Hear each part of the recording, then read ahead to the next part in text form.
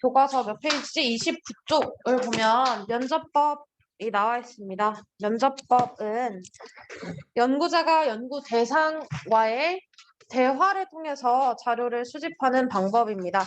비교적 적은 수의 인원을 대상으로 깊이 있는 정보를 얻고자 할 때 사용되는 자료 수집 방법입니다.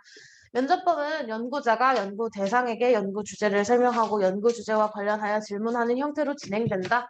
연구라는 말 총 4번 나왔는데 그냥 연구 주제에 대해서 자연스러운 대화를 통해서 내가 원하는 정보를 수집하는 방법이라고 생각을 하면 돼.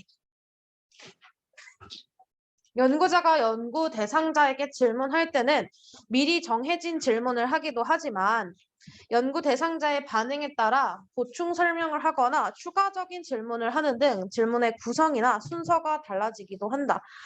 이 말을 보니까 갑자기 어떤 자료 수집 방법이 떠올라? 질문지법이 떠올라. 질문지법을 할 때는 굉장히 구조화된 방법으로 자료를 수집할 수 있다라고 했지. 똑같은 형식의 질문을 2,000명, 3,000명, 10,000명한테 할 수 있어. 그리고 그 사람들한테 다 똑같은 형태의 내가 원하는 형태의 대답을 들을 수가 있어. 그러니까 예를 들면 월 소득이 얼만큼 되십니까? 라고 했을 때 사실 337, 338, 339 대답할 수 있는 사람들은 엄청나게 많은데 이 모든 사람들한테 질문지법은 정확하게 200 이상, 300 미만 이렇게 구조화된, 표준화된 응답을 받을 수 있단 말이야. 그에 반해서 면접법은 보니까 그렇지 않대. 구조화돼 있지 않아. 모든 대화를 통해서 자연스럽게 정보를 수집하는 방법이기 때문에 얘가 223이라고 하면 223이군요. 240이라고 하면 240이군요. 하는 거고 어떤 달은 240인데 어떤 달은 290이에요. 라고 하면은 갑자기 그거에 대해서 어떤 달에 290을 받나요? 라면서 추가 질문을 하게 될 수도 있고 그러면 이제 답변 오는 거에 따라서 난 원래 다음에는 이 질문을 하려고 했는데 그게 아니라 갑자기 다른 질문, 나중에 하려고 했던 질문을 하기도 하고 그래서 이때 했던 질문을 나중에 이때 하려고 했던 질문을 나중에 하기도 하고 그러면서 순서도 바뀌고 비교적 비구조화된 자료 수집 방법이라는 거야.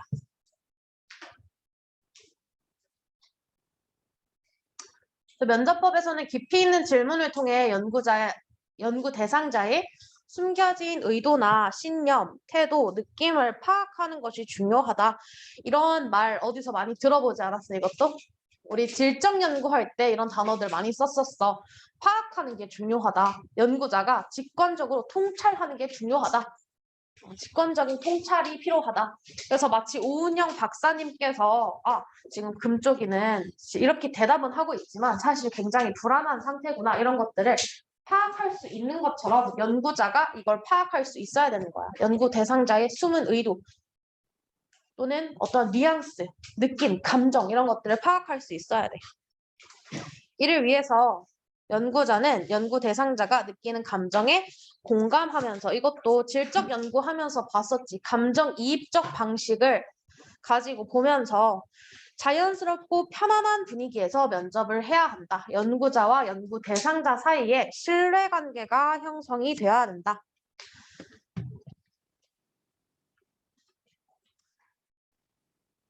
내가 최대한 심층적인 정보를 얻기 위해서는 연구 대상자가 나를 편안한 사람이라고 생각을 해야 돼.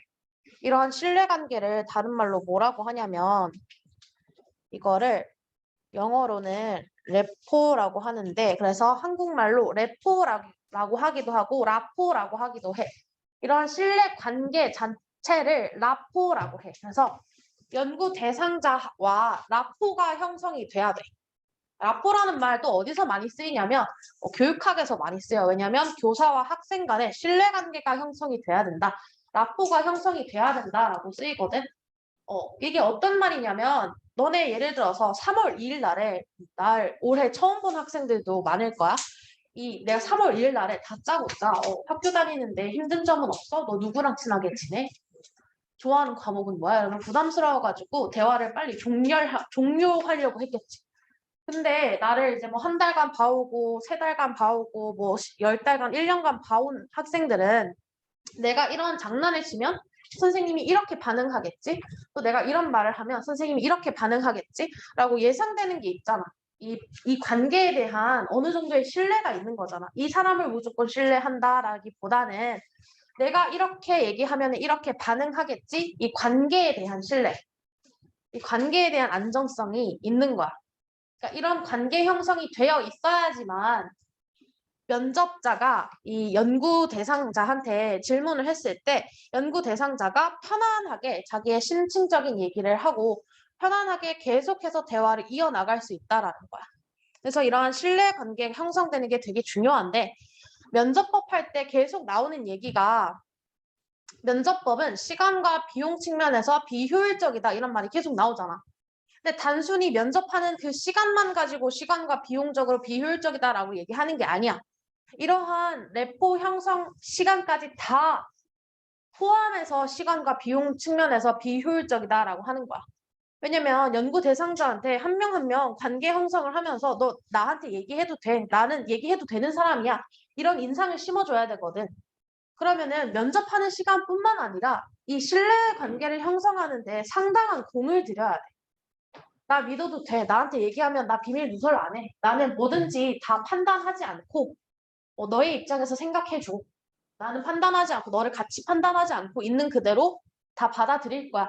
이러한 인상을 주는 데까지 나를 믿게 하는 데까지 꽤나 오랜 시간이 걸려서 면접법이 시간과 비용 측면에서 비효율적이라고 하는 거야.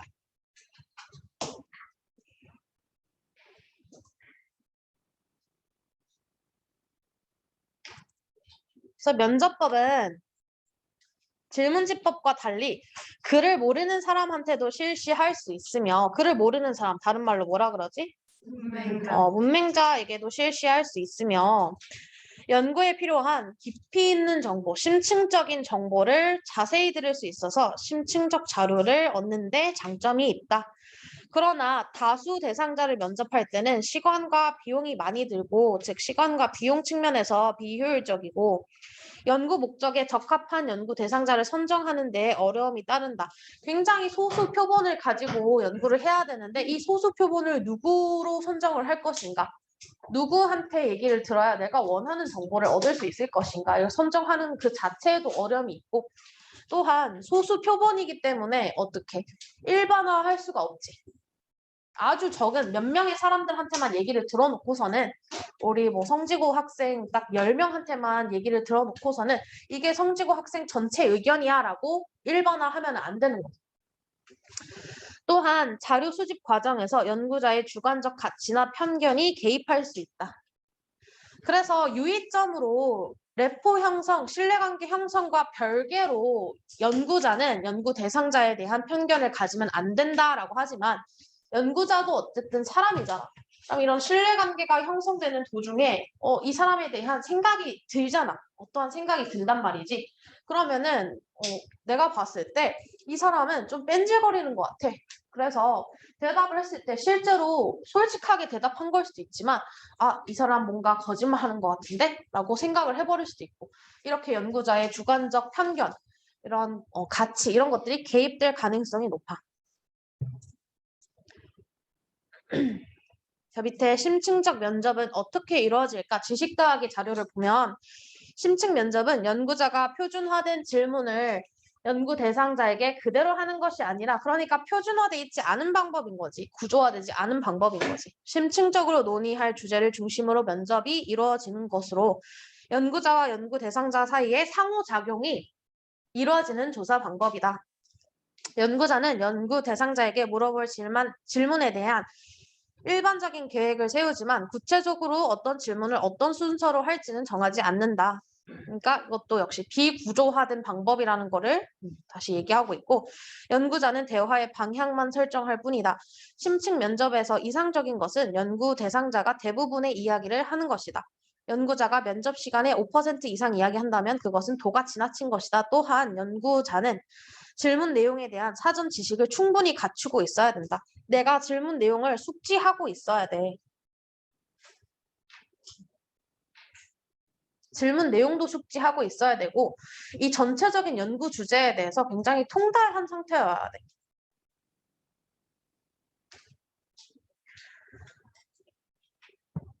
그래서 면접법 같은 경우에는 시행하기 어려운 이유가 여기에 또 하나 있는 거야. 면접자의 전문성이 굉장히 높게 요구가 돼. 내가 오은영 박사님을 계속 예로 들잖아. 오은영 박사님쯤 되니까 직권적 통찰을 할 수가 있는 거야. 함부로 그렇게 할 수가 없어. 지금 거짓말을 하는구나. 또 지금은 불안한 상태구나. 이런 것들을 그냥 일반인이 파악하기는 어렵고, 또 연구 주제에 대해서도 굉장히 깊이 있는 지식을 가지고 있어야 내가 즉석으로 이 질문을 해야 지금 내가 원하는 정보를 얻을 수 있겠군. 이런 것도 알 수가 있는 거지. 그래서 그냥 아무나 이 상담을 하거나 면접을 하게 되면 무슨 질문을 해야 될지 모르고 중간에 뚝뚝뚝 끊기고 그럼 자연스럽고 편안한 대화 분위기도 아닐 뿐더러 내가 원하는 그런 심층적인 정보를 얻기가 어려워. 그래서 뭐 레포 형성도 해야 돼, 전문성도 요구가 돼 이러니까 굉장히 실시하기 쉬운 방법은 아니야. 면접은 두 가지 은유로 비유할 수 있는데 광부가 광산에서 광물을 캐는 것 같이 연구자는 광부처럼 구체적인 정보를 면접을 통해 찾아내거나 여행객처럼 지도를 보면서 자유롭게 다니면서도 연구 대상자가 자유롭게 자신의 살아 숨쉬는 세계에 대한 이야기를 풀어놓도록 넌지시 질문을 던져야 한다. 자, 학습지 봅시다.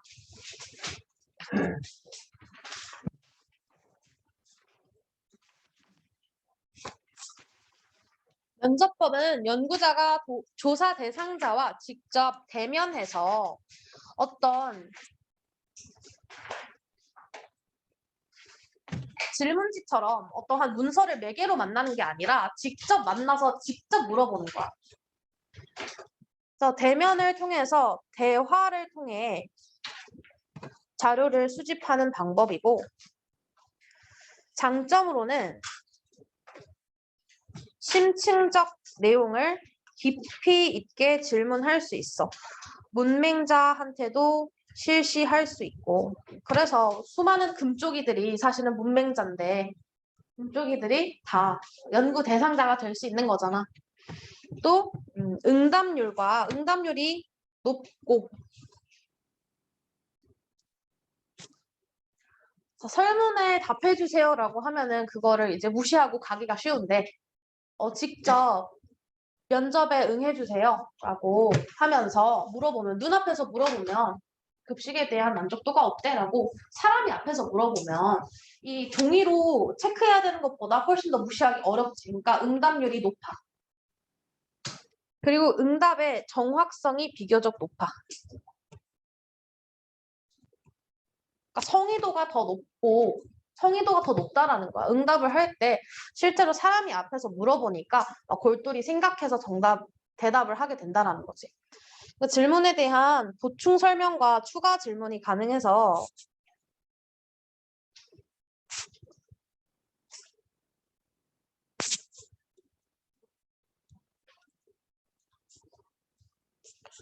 이거는 자료 수집 단계에서의 융통성이 발휘가 되는데 이 말은 우리가 자료 수집 단계가 정확히 어떤 단계인지 아직 안 배웠어. 귀납적 방법, 연역적 방법처럼 연구의 절차를 배우고 나서야 이 말이 이해가 될 거기 때문에 우선 빈칸만 채워놓고 이거는 나중에 다시 보도록 합시다. 단점으로는 시간과 비용이 너무 많이 소요가 되고요. 많은 표본을 구할 수 없습니다. 면접자의 편견이나 주관이 개입될 가능성이 크고 면접자의 높은 전문성을 요구해요.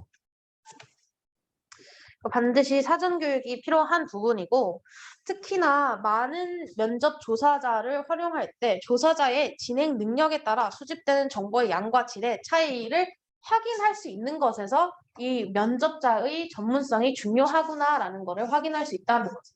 그러니까 예를 들어서 8명은 이 A 면접관한테 면접을 보고 8명은 또 B 면접관한테 면접을 보고 그다음에 또 다른 8명은 C 면접관한테 정보를 얻었어. 정보를 줬어. 그러면은 A 면접관이 제일 전문성이 높다라고 하면은 A 면접관은 이 8명한테 엄청나게 많은 정보를 얻을 수 있었고 굉장히 심층적인 정보를 얻을 수 있었어. 근데 C 면접관은 좀 전문성이 떨어져. 그러면 혼자 어버버 하다가 혼자 90% 얘기하다가 별로 정보를 못 얻고 나온 거야. 그러니까 그만큼 면접관의 전문성이 중요하다라는 거를 확인할 수 있어. 유의사항으로는 면접 시 신뢰를 바탕으로 또 신뢰 관계를 바탕으로 허용적이고 자유로운 분위기를 조성하는 게 중요한데 옆에 여기 나와 있지. 라포 형성이 중요하다고. 라포, 신뢰관계 형성이 중요하다라는 거야. 관계 형성이 중요하다. 또 면접자는 질문 내용을 숙지하고 있어야 되고 어떤 질문들을 해야 내가 정보를 얻을 수 있을까? 이런 것들을 통달하고 있어야 돼. 숙지하고 있어야 돼. 또 면접자의 복장이나 언어 사용에 유의를 해야 되는데 되게 허용적인 언어를 사용을 해야 돼. 내가 면접관으로부터 가치 판단을 당하고 있다라는 느낌이 들면 그 즉시 입을 닫아버려. 그러니까 뭐 이렇게 얘기를 하고 있는데 예를 들어서 갑자기 그거 참 이상하네요. 나는 그러니까 정말 순간적으로 그렇게 내비치잖아. 연구자가. 그러면은 연구 대상자가 더 이상 말을 하기가 싫어요. 그러니까 언어 사용도 중요하고 복장도 중요해. 뭔가 푸근한 이미지일 것 같은 포근한 인상을 주는 그런 복장도 신경 써야 되고 대상자의 응답을 객관적으로 명확하게 기록을 해야 돼.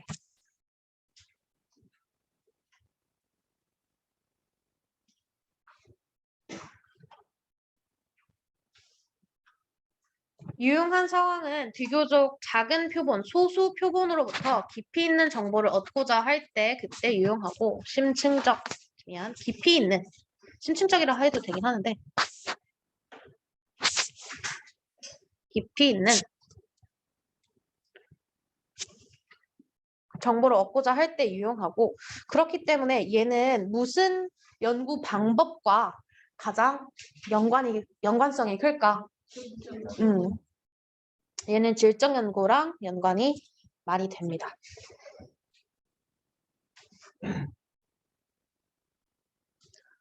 질문지법과 면접법의 공통점으로는 둘 다 언어적 의사소통이 필요하다라는 점인데요. 언어를 사용해야 돼, 둘 다. 그래서 아예 말이 안 통하는 다른 부족을 상대로 면접법 보는 것도 조금 곤란할 수 있어. 근데 이 차이점은 질문지법은 문자 언어를 사용하는데 면접법은 음성 언어를 사용한다는 점. 이 외의 비교는 시간과 비용 측면에서 어느 쪽이 비효율적이고 어느 쪽이 효율적이고 또 이 외에 어느 쪽이 구조화되어 있고 어느 쪽이 비구조화되어 있고 이거는 5가지 자료 수집 방법을 한꺼번에 비교하면서 볼 테니까 우선 여기까지 보는 걸로 하고요. 그 다음에 참여 관찰법 하겠습니다.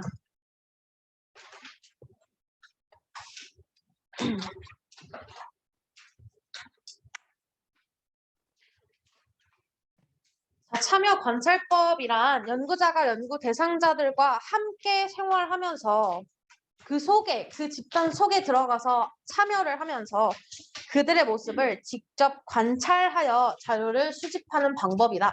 이는 문화 인류학자들이 원시부족 사회의 문화를 연구할 때 흔히 사용된다. 그러니까 언어를 사용할 수 없을 때, 언어적 의사소통이 어려울 때.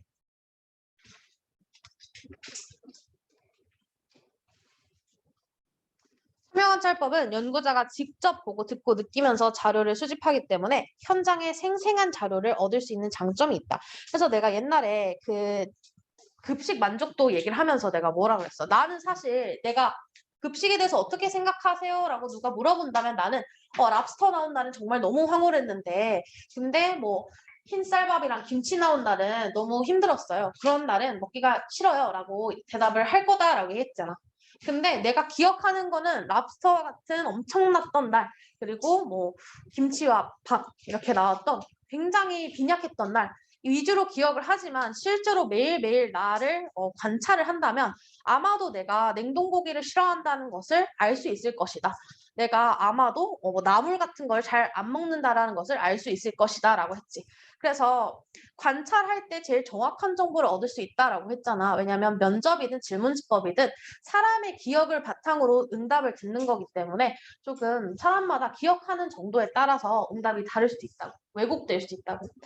그래서 내가 정확한 정보라고 했는데 그때 그러면서 뭐라고 했냐면 그걸 실제성 있는 정보라고 했어. 정확히 말하자면 정확한 정보가 아니라 실제성이 있는 정보.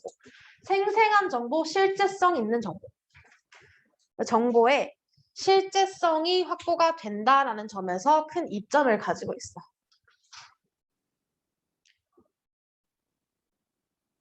그러나 관찰하려는 현상이 나타날 때까지 기다려야 돼.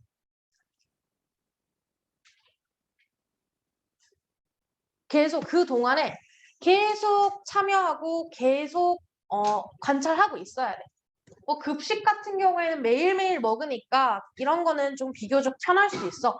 근데 내가 옛날에 또 어떤 예를 들었었냐면 나에 대한 여러분들의 선호도를 알아보기 위해서 내가 내 사촌 동생 또는 뭐 아무 05년생 한 명을 전학을 시켜가지고 이 자리에 앉혀놓겠다라고 얘기를 했었어. 앉혀놓으면서 그래서 너가 나에 대한 얘기가 오갈 때 그거 좀 기록해줘라라고 내가 부탁을 하겠다라고 해서 그러면서 정보를 모으겠다. 나에 대한 선호도에 대한 정보를 그렇게 모으겠다라고 했는데 생각을 해봐. 얘가 지금 시간과 비용 많이 드는 것도 맞지? 얘를 전학을 시켜야 돼. 전학을 시켜야 되고 또 앉혀야 되고 교복도 사줘야 되고 이사도 시켜야 되고 그동안에 생활비도 대줘야 되고 시간과 비용이 많이 들어. 근데 거기다가 나에 대한 얘기를 너네가 안 하면 어떡해. 얘가 개입을 해가지고 먼저 물어볼 수는 없는 거거든. 참여관찰법은 개입하면 안 돼. 관여하면 안 돼. 그래서 정말 기다려서 얌전히 기다리면서 그 현상이 나타날 때까지 기다려야 되는 거야. 그러니까 얘 입장에서도 내 사촌 동생도 나에 대한 얘기를 하지 않으면 2달, 3달간 기다릴 수도 있는 거야. 그래서 시간과 비용이 많이 들고 관찰 현상을 기록하는 과정에서 연구자의 주관이 개입될 가능성이 있으며 이때 그래서 문화인류학의 초기에 대해서 얘기하면서 예전에 그냥 춤을 춘 건데 나와 다른 부족이 그냥 춤을 춘 건데 내 생각에는 저건 즐거워서 추는 춤이 아니라 저거는 기우제일 거야 라고 생각을 해서 그렇게 기록해버리면 사실과 다른 왜곡된 정보를 얻을 수 있는 거잖아. 또 연구자의 주관이 개입된 정보를 얻는 거잖아. 또한 예측하지 못한 상황이 돌발적으로 일어날 수도 있다. 그러니까 오랫동안 참여 관찰을 하는 거기 때문에 예를 들어서 좀 이건 좀 공상적이고 망상적이긴 한데 내가 어디 부족을 연구하려고 갔어. 근데 계속 참여 관찰을 하고 있는데 내가 부족장 딸이랑 사랑에 빠진 거야. 그래서 막 연구고 뭐고 일단 난 우선 연애를 해야겠어. 그렇게 될 수도 있는 거야. 그러니까 알 수가 없는 거야. 또 뭐 실험처럼 인위적으로 상황을 만드는 게 아니니까 갑자기 참여하고 있는데 갑자기 나를 이렇게 막 마음에 안 들어가지고 싸움을 걸 수도 있는 거고 뭐 밑에 예시로 노숙자에 대한 참여 관찰법이 있는데 실제로 노숙자가 돼본 거야.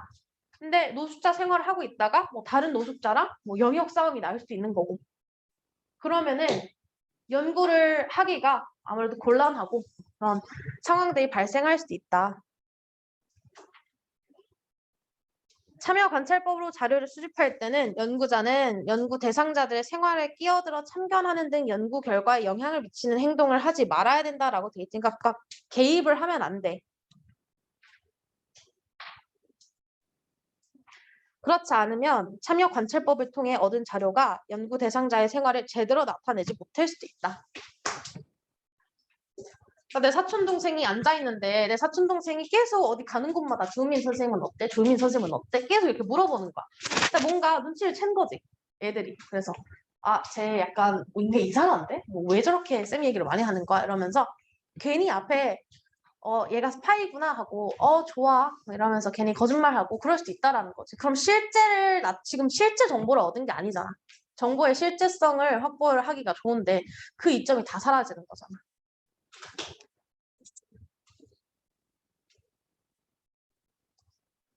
밑에 생활 속 이야기를 간단하게 보면 이게 이제 참여관찰법의 예시인데 땡땡씨는 노숙인을 바라보는 사회의 시각이 잘못된 것은 아닌지 의문을 품고 노숙인 연구를 위해 서울역에서 노숙 생활을 하며 노숙인들과 대화를 나누고 그들의 일상을 분석하였다. 이게 되는 과정이 쉽지 않았는데 휴대전화는 물론이고 녹음기, 사진기를 가져갈 수 없었고 공책에 3, 4일에 한 번씩 기록하며 쪽잠을 잤다. 그러면서 8명의 노숙 생활을 집중적으로 분석하였다.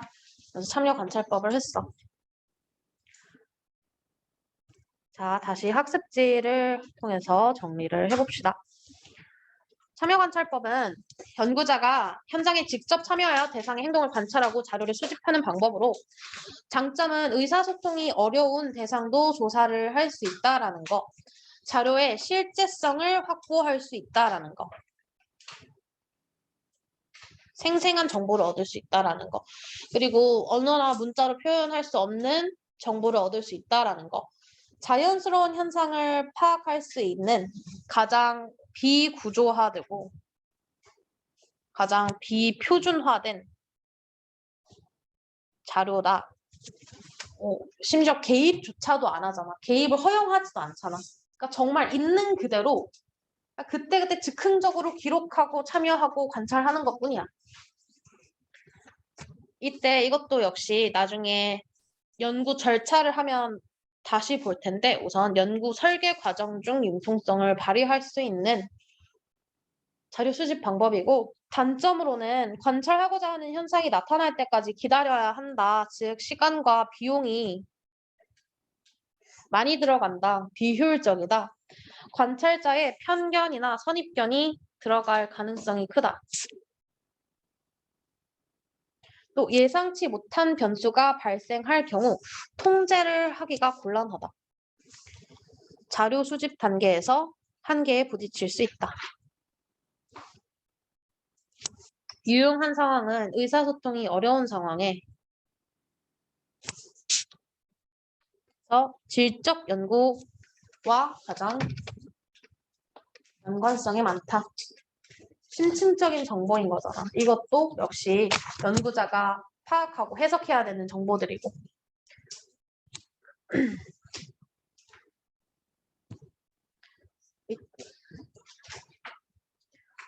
여기 31쪽에 콕 확인을 한번 볼까? 5가지 자료 수집 방법.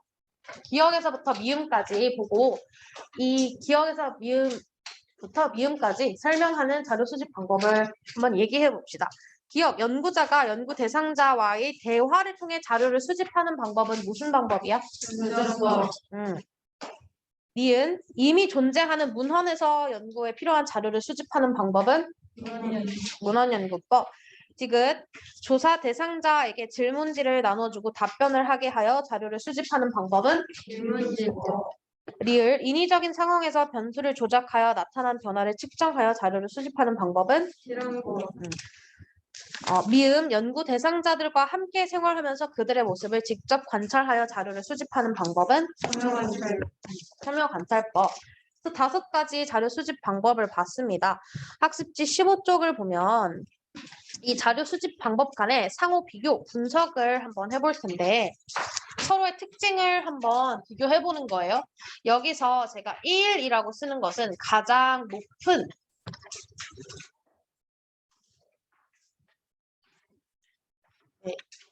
이 특성이 가장 두드러지는 자료 수집 방법이라는 거고 3 내지 4인 경우에는 가장 낮다라는 거예요. 그 특성이 가장 낮게 보인다라는 것입니다. 그래서 주관 개입, 연구자의 주관 개입 정도를 보면 어디가 제일 높겠어요? 면접법은 직접 물어보기라도 하잖아. 너 이거 왜 그래서 한 거야? 참여관찰법. 그치. 참여관찰법은 연구 대상자한테 물어보는 과정도 없어. 그냥 보고 자기 혼자 판단하고 혼자 해석하는 거야. 그래서 연구자의 주관 개입이 가장 많이 들어가는 자료 수집 방법이고 그 다음이 면접법이야. 그리고 이제 질문지법과 실험법은 비슷하게 그다지 주관 개입이 없다. 주관 개입을 막을 수 있는 방법들을 쓰고 최대한 객관적인 정보를 얻으려고 한다. 그래서 이 둘 다 객관성을 확보하는 데 용이하다. 특히나 질문지법 같은 경우에는 뭐 마주칠 일도 없잖아. 그냥 물어보고 응답을 덧고 그게 끝이야. 그래서 객관성 확보에 용이하다. 자, 시간이 절약되는 건 어느 자료 수집 방법이 제일 시간이 많이 절약될까? 질문지법 그리고 문헌연구법. 뭐 어떻게 어느 정도의 깊이를 가지고 자료 수집을 하느냐에 따라 다르겠지만 그거에 따라서 질문지법이 더 빨리 끝날 수도 있고 문헌연구법이 더 빨리 끝날 수도 있지만 어쨌든 둘 다 가장 큰 이점 중에 하나가 시간과 비용이 상당히 절약된다라는 거야.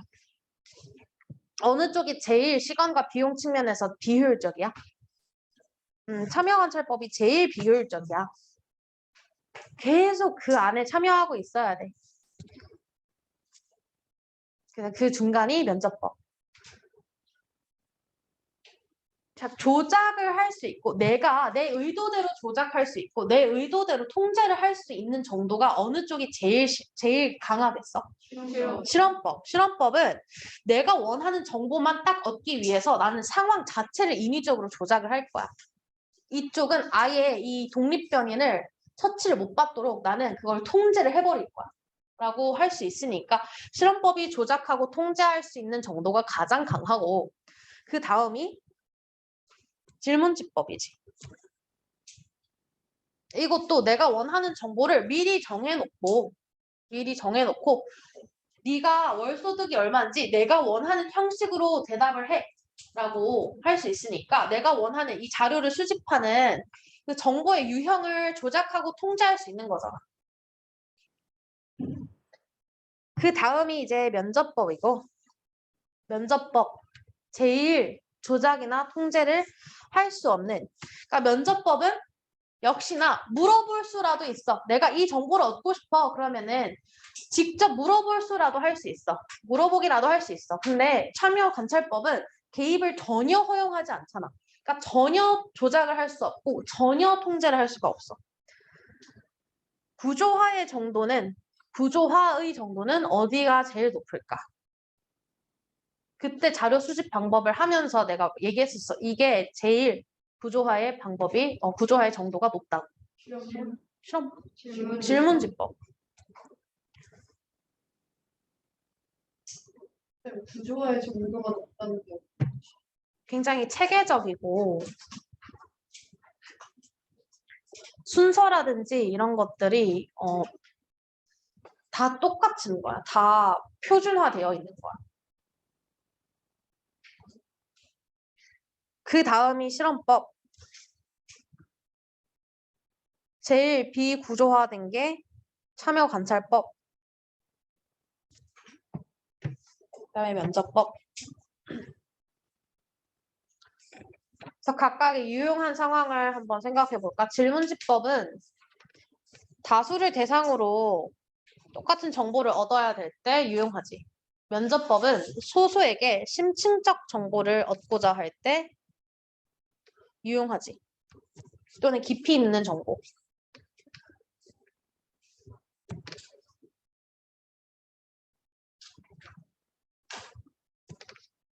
참여관찰법은 의사소통이 안 되는 대상을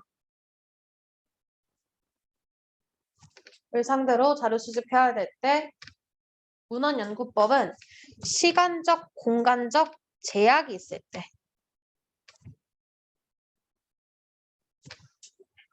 실험법은 인과관계의 뚜렷한 규명이 필요할 때, 원인과 결과의 뚜렷한 규명이 필요할 때, 또는 인과관계의 뚜렷한 규명이 필요할 때, 이때 제일 유용하단 말이야.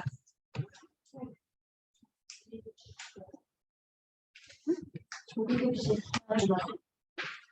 또 가야 되는 사람 있어? 오늘 안 해?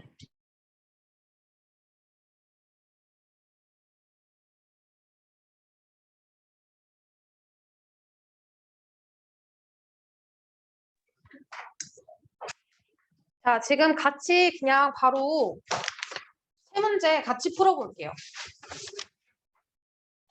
다음 연구에서 사용된 자료 수집 방법의 일반적 특징에 대한 옳은 설명을 보기에서 고른 것은 연구자 갑은 모든 별 협동 수업 상황에서 발생하는 학생들의 상호작용 양상과 학생 간의 관계 형성 과정을 심층적으로 살펴보고자 하였다. 이를 위해 한 달간 실제 교실 수업에 참여하면서 모든 과정을 관찰하고 이를 기록하였다. 이거 무슨 방법이야? 참여 관찰. 참여 관찰법이야.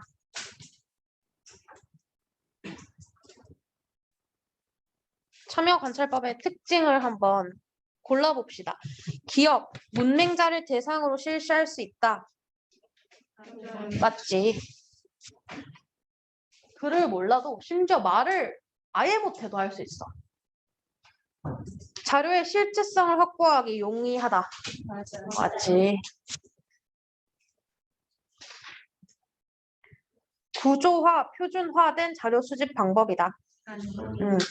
가장 비구조화되고 가장 비표준화된 수집 방법이야. 질적 자료보다 양적 자료 수집에 적합하다. 아니지. 정답은 1번. 자, 다음 연구에 대한 옳은 설명을 보기에서 고른 것은 각국의 한 기관에서는 서브리미널 광고가 잠재의식에 호소하는 광고가 상품의 소비 심리를 자극하는 정도를 알아보기 위한 연구를 진행하였다. 연구 대상을 두 집단으로 나눈 후 분리된 두 공간에서 같은 영화를 상영하였다. 집단 A에게는 장면 중간중간에 햄버거와 콜라 광고 화면을 3000분의 1초를 넣은 영화를, 집단 B에게는 광고 화면을 넣지 않은 원래의 영화를 보여주었다. 영화 상영이 끝난 후 출입문 앞에 콜라와 햄버거를 먹을 수 있는 시식대를 만들어서 어느 집단이 더 많이 먹는지를 분석하였다. 자, 이거는 무슨 방법이야? 실험법이야. 실험법이 나오면 뭐부터 찾아야 돼? 독립변수, 종속변수부터 찾아야 돼. 독립변수가 뭐야?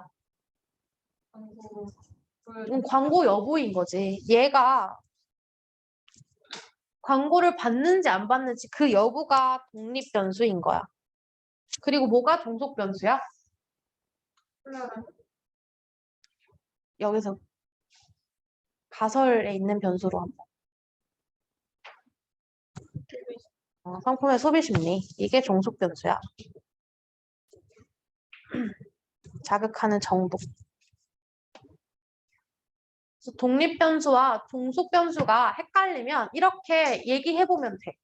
광고를 보면 햄버거가 먹고 싶을까? 햄버거를 먹으면 광고가 보고 싶을까? 둘 중에 뭘 알아보고 싶은 거야? 광고를 보면 햄버거를 먹고 싶을까? 인 거잖아. 뭐뭐 하면, 뭐뭐 할까 할 때 앞에 붙은 애가 독립변수. 면 뒤에 가는 애가 종속변수인 거야.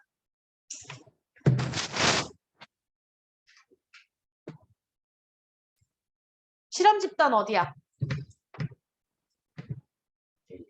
집단 A가 실험 집단. 통제 집단 어디야? 집단 B가 통제 집단이야. 자, 봅시다. 실험을 통해 2차 자료를 수집하여 가설을 검증하였다. OX X 1차 자료를 수집한 거야. 측정 시간입니다. 선생님.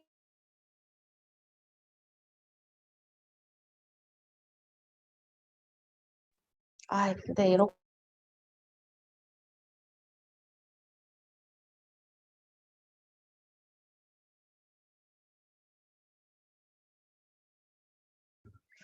자, 니은 서블리미널 광고는 종속변인, 상품 소비 심리 자극 정도는 독립변인이다. X지, 바꿔서 얘기했지. 디귿 A는 실험 집단, B는 통제 집단이다. 예. 연구 대상자에게 사전에 연구 목적을 설명하면 연구 결과가 왜곡될 수 있다. 이거는 실험법의 특징이야.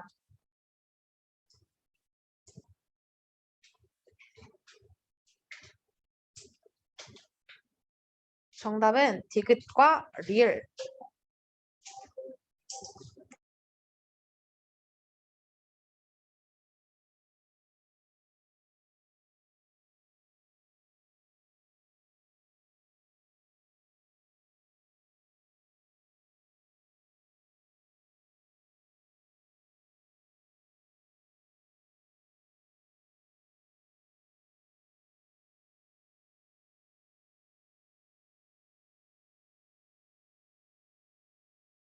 이것까지 마저 풉시다. 밑줄 친 기역에서부터 디귿까지의 자료 수집 방법에 대한 설명으로 적절하지 않은 것은 우리나라의 젓갈 연구의 최고봉인 땡땡땡은 젓갈 연구를 위해 삼국사기의 신라, 본기, 중국의 이하 등의 고서를 통해 젓갈의 유래를 살펴보았고 기역이 무슨 자료 수집 방법이야? 문헌 연구법이야. 최고의 젓갈을 만드는 명인들과의 대화를 통해 제조 기법에 대한 정보를 획득하였다. 이거 뭐야? 면접법.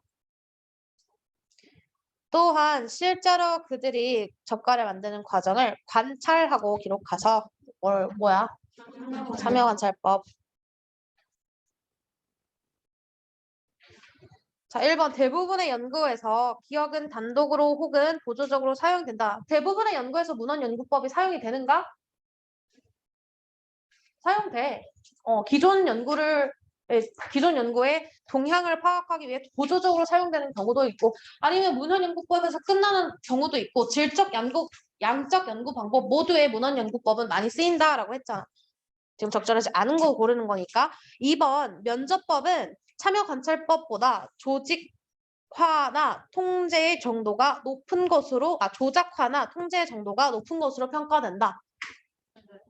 응, 맞지. 아까 비교했던 표가 있었잖아. 면접법이 그래도 참여관찰법보다는 어느 정도 더 조작하고 통제할 수 있어. 왜냐하면 질문을 내 의도에 따라서 이 질문을 할 수도 있고 보충 설명을 할 수도 있고 추가 질문을 할 수도 있고 내가 통제권을 어느 정도 갖고 있단 말이지. 반면에 참여관찰법은 아예 개입하면 안 되는 거고. 자, 니은과 디귿은 방법론적 이원론을 바탕으로 한 연구에서 더 자주 활용된다. 맞지? 방법론적 이원론을 바탕으로 한 연구가 무슨 연구야? 질적 연구야. 질적 연구, 면접법 그리고 참여관찰법은 둘 다 질적 연구 방법에서 많이 쓰이는 자료 수집 방법이고 4번 니은 디귿에 비해 기역은 시공간적 제약이 있는 연구 주제에 더 적합하다. 맞지? 내가 조선시대에 가서 면접법을 할 수가 없어. 이순신에 대해서 연구를 하고 싶어도 이순신을 대상으로 면접을 볼 수 없고. 자, 5번인데 이 설명까지만 듣고 가. 니은보다 디귿이 자료 수집 과정에서 조사자의 유연성 또는 융통성을 발휘할 수 있다. 디귿이 통제를 할 수 없고 그렇다라니까.